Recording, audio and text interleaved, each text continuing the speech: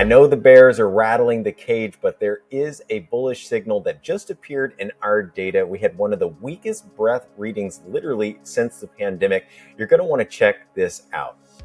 All right, so in this big risk-off environment, there actually is a rare bullish signal.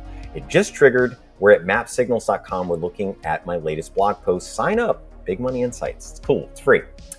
So let's go ahead and check out the Big Money Index, right? It has been oversold 4 times in 2022.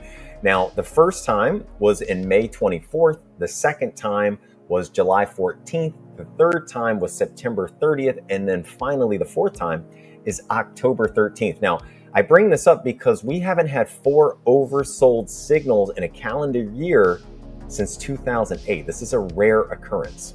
Now, I like to look at data, and I can tell you that under the surface of the market, there is a lot of selling compared to what we've seen in the recent years. So let me show you what I'm talking about. So here we are, we're looking at 5 weeks of data. So September 13th through October 17th, all right? Now, 342 stocks saw big money buying. So that means that the stocks were going up, volumes were increasing, breaking above some price areas, indicative of institutions buying stocks, versus 3,712 stocks that got sold. All right, so clearly there has been way more selling than buying. Now, the interesting thing is if you look at this as a ratio of how many stocks got bought, it was 8.5%, all right, which is super low. And in fact, it's the lowest reading that we have seen since the pandemic back in April of 2020.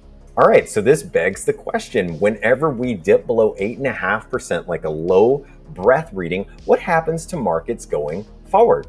Well, going back to 2012, this has happened only 36 times. So let's look at the data. 36 instances, and here's your average return for the S&P. 1 month forward is 8%, 3 months forward is 16%, 6 months forward it's 23%, 40% a year later, and 61% 2 years later. Now, I want to point out here, 1 year later, 2 years later, every instance is positive going back to 2012. So this has been a very bullish signal. Stocks are very oversold. But you're probably saying, wait a minute, that doesn't include some of the biggest sell-offs that we've seen in recent decades, like 2008 or 2002. So I did the same study going all the way back to our data, right, 1990, and check this out. So there were 137 instances where that breadth reading on a 5-week moving average was 8.5 or lower, 137 times. Here's the forward returns for the S&P, the average, 1 month later, 1.5%, 3 months later, 1.6%, 12 months later, 24.8%, and 24 months later, nearly 40% gains. Now, here is the kicker. In all instances of 12-month and 24-month returns, including 2008, including 2002, stocks were positive. Not one instance were they red a year or 2 years later. I know it is gloomy out there. The macro narrative is so negative right now. There's so much going on in Europe. There's problems going on in China. We've got problems with energy. We've got problems with inflation.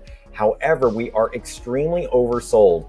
And this signal since 1990 has not been negative 12 or 24 months later. And that's 137 instances.